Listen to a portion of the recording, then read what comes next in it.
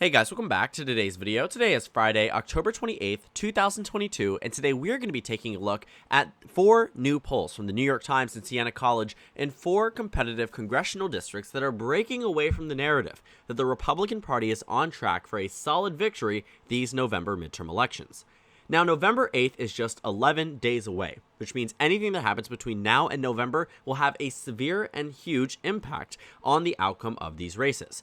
And while we have been treating the House of Representatives as a foregone conclusion by the Democratic Party for the GOP, it has also come to a point, also these numbers do not add up to 100%, but it has also come to a point where some new data out of individual House districts do not match the national expectations.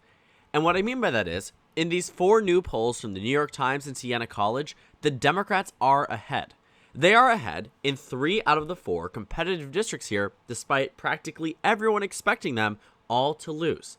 You have Sharice Davids in Kansas's 3rd congressional district. You have Nevada's 1st district where there is a tie. We'll talk about that one a little bit more intently. New Mexico's 2nd district where the Democrat is leading by 1. And Pennsylvania's 8th district where the Democrat is ahead by 6.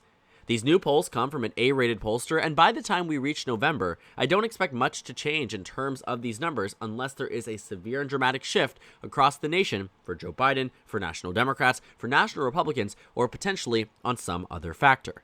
Point blank, the Democratic Party leading in these districts is an anomaly compared to what we are seeing on the national average. Today, the GOP stands leading on the nationwide average 3 points up away from the Democrats. The overall lead is 2.6%, and it is a lead that has just been recently maintained over the past few weeks. The Democrats, in fact, led on the national generic ballot for 2 months on 538 and for about a few weeks on Real Clear Politics. Up until recently, the Republican Party has seen a surge.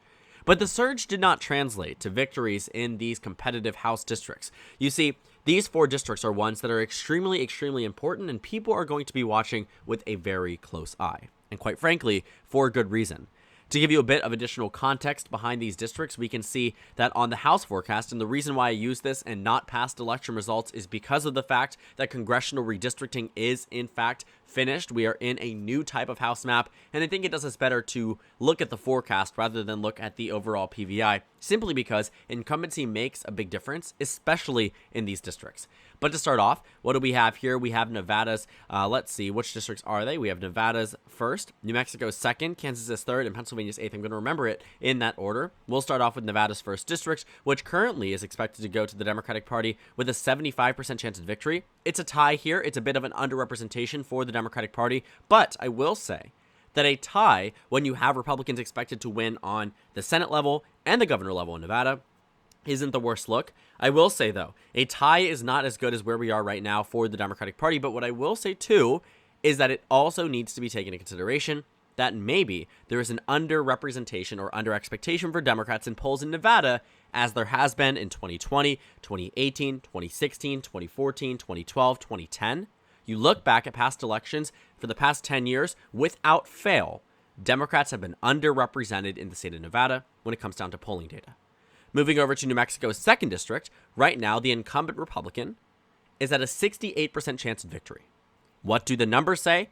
They tell us a different story, that the Democrat is ahead by 1, 48 to 47. Don't get me wrong, this district has been competitive in the past, but this year it was not meant to be.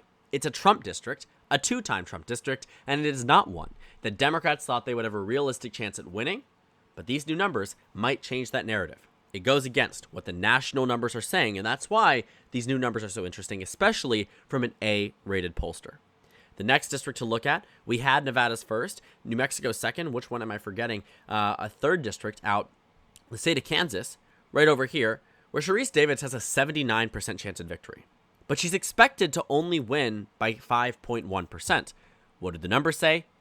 14 points, 55 to 41. Do I think this is going to happen? No.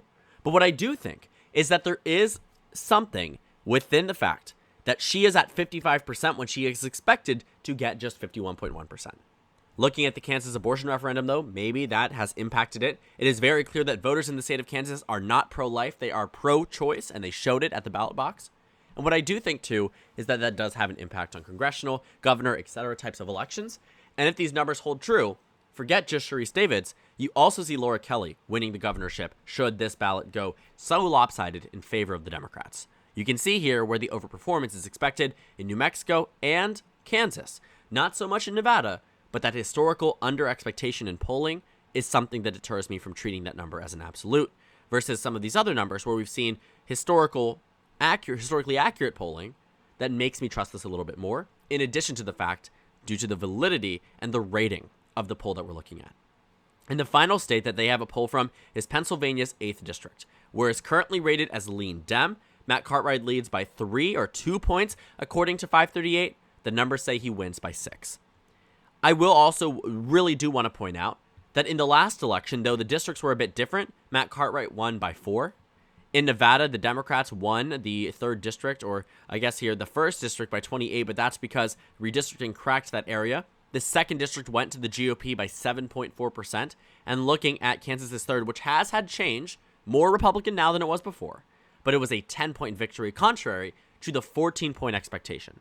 I don't believe the 14-point number, but Sharice Davids is at 55%, Matt Cartwright is at 50%, and if these numbers are true and applied to other competitive districts across the country, Democrats retain control of the House.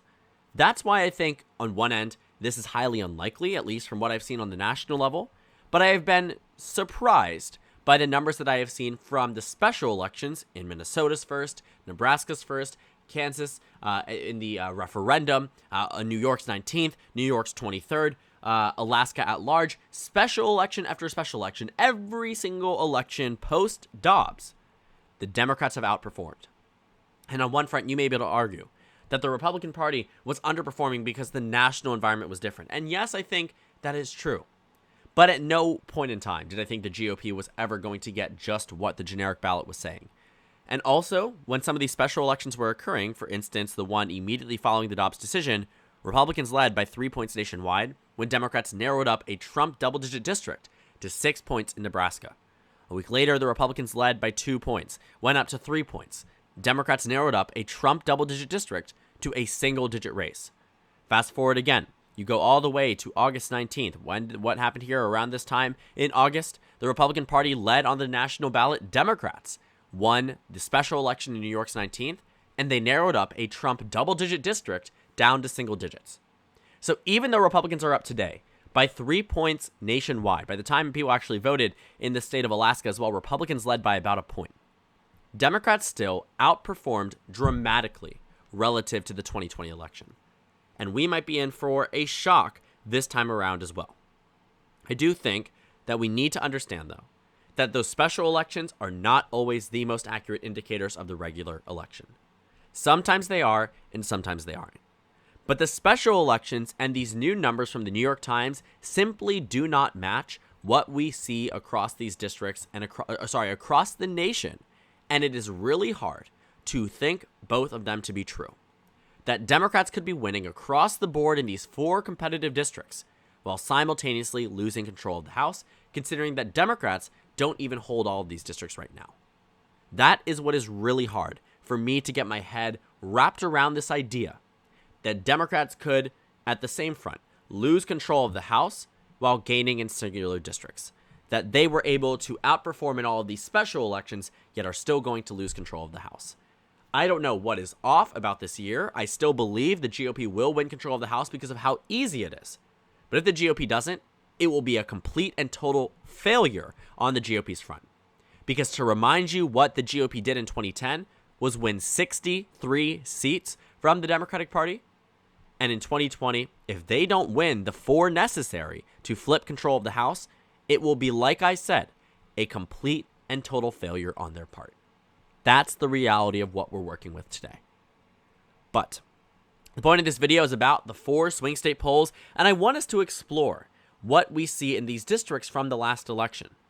In 2020, Kansas's 3rd district went to Joe Biden by 4 points. By 4 points across the district. Today, Sharice Davids leads by 14. Pennsylvania's 8th, Trump won here by 3 points. Today, he leads by 6. Nevada's 1st, an underperformance for Democrats, quite significant, might I say. An 8-point victory for Biden. Democrats are tied. Not exactly the best look. And in New Mexico's 2nd district, which has now been gerrymandered in a way, the Democrats should be in a more favorable position, though the incumbent is still favored to win. Biden won here by 6. Today, the Democrat leads, I think, by 1. So, on two fronts, I say, compared to the presidential margin, improvements for Democrats in Kansas is 3rd, Pennsylvania's 8th, but in Nevada's 1st and New Mexico's 2nd, not so much. In fact, a reversal away. But what I also will say is that's why we looked at the forecast and not just the last margin, because incumbency absolutely matters. There are Democrats in red seats, red states. Most interestingly enough, Mary Peltola in Alaska represents a state that Democrats have not won on the presidential level in over 50 years. She is a Democrat who will likely win re-election this November. How does that happen? Voters like her. Voters think she's cool, and then she becomes popular. That's exactly what's happening for the the Republicans in New Mexico's 2nd, the Democrats in Kansas's 3rd, and Pennsylvania's 8th. And maybe these districts are just so interestingly chosen that the results shown to us may break from the standard and traditional narrative that we have. But at the same time, what is the possibility that maybe they're right? Maybe the polls are incorrect on the national level and Democrats are actually doing quite well. I don't think this is enough to change my expectations for the overall House. I still wholeheartedly believe the GOP is on track to victory, and I said that since Joe Biden won his election nearly 2 years ago. I said that from the very beginning, knowing how slim the House majority was, because that's what happens. Midterms are really hard to overcome the hurdle of what is a presidential incumbency. But at the same time, it is possible, at least according to these numbers, and Democrats might be happy about that. The main thing, though, that I will say that has really surprised me is the overtaking of economic issues that has maintained over social issues this entire season. Not to say that I expected social issues to be more important to voters than economic issues, but the fact that the numbers can also coincide with Democrats practically winning or tying, not losing any of these races, any of these polls, according to the New York Times and Siena College, while simultaneously working with an electorate where economic issues are the forefront of the campaign. The only district where societal issues are more important is Kansas's 3rd, where Republicans put forth a statewide abortion referendum that failed by an overwhelming margin. And maybe that's why abortion is the top issue here. But on the general front, the economy is where the Republicans do better. Social issues are where Democrats do better. But in this case, that does not seem to be the result. Democrats are doing well in these districts for a number of reasons, but it doesn't match what we see nationally. That's why these numbers are so exceptionally surprising from what we would normally expect. The House of Representatives is typically easily going to the GOP, at least from what everybody is saying. And the New York Times and Siena College, show polls in districts where these are competitive. But then you have other pollsters showing Republicans winning in Connecticut's 5th. That is a competitive district. That is a district that Biden won in the last election by 11 points, but it is one that is considered a toss-up by practically everyone. North Carolina's 13th district, however, is a district where Democrats have a possibility at winning, but realistically they shouldn't be. Trump only lost the district by less than 2 points, but Democrats are ahead by 1. In a lot of these polls, for instance, Minnesota's 1st district, a district that Trump won over Biden by nearly 10 points in the last election, is one where the Democrat is only losing by 9 points. Losing by the margin that President Trump had in 2020 when he lost Minnesota by 7 points across the state. What you should take away from that is that this is a overperformance for Democrats. Even Maine's 2nd district where Trump won in the last election, right? Virginia's 2nd, which was a district made for the Republicans, is now a tie.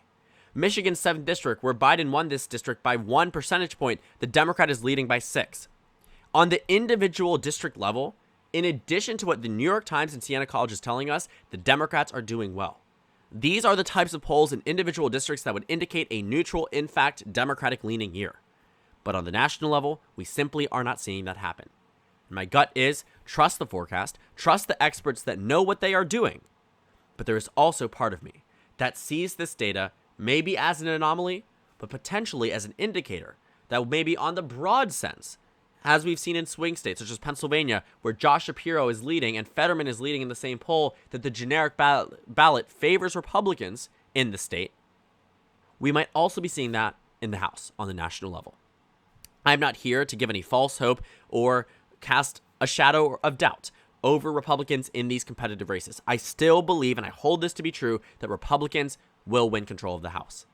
But what I am saying is that a lot of the data that we are seeing on the individual district-wide level is not indicative of a red wave like it should be.